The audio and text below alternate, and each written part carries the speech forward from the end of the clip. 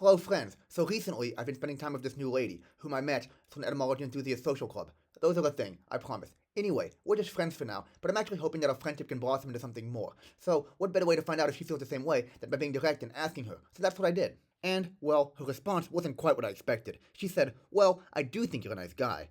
Wait, what? So you think I'm stupid then? Are you only into smart guys? And then she gets confused and says, oh no, that's not what I meant at all. Well, excuse my misunderstanding, but we're both into etymology, so when someone calls me nice, especially someone who might know the word's origin story, pardon me if I take it to be a comment about my intelligence. You see, back in the day, calling someone nice was definitely not a nice thing to say, so to speak. For example, in the days of early modern English, when Shakespeare wrote his plays, like his comedy The Taming of the Shrew, the adjective nice was used as a synonym for silly and foolish. And given its modern meaning, the very different historical meaning of nice might seem surprising. But it makes sense if you look at some of the word's ancestors. The modern word comes from the Middle English nice, and then from there the Old French nice, which both conveyed the same meaning that Shakespeare sought to convey when he used the word. And from this French word, we can get a sense of the word's constituent parts, ne and scior, which are more evident in the word's Latin ancestor, the adjective nescius, meaning ignorant, and literally not knowing. And the verb the Romans used to denote to know was scire in the infinitive, or scio in the first person present tense, a word we might recognize in multiple descendants in many languages descended from Latin, and also in modern English, such as the English word science, or originally the act of knowing, and also the English conscience, or literally being with knowledge. So in this sense, someone who was nice was someone who really didn't know that much, and was therefore innocent, and perhaps also naive about how the world works, and about all the not so nice things out there in society, which the simple-minded person would someday experience.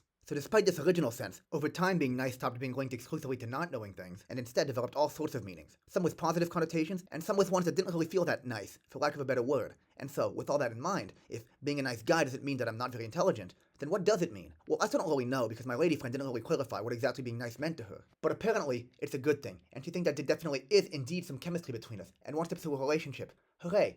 I may not know much, and I'm therefore definitely a nice guy in the original sense of the word, but I do know that, in this particular case, nice guys don't always finish last. Thanks for watching.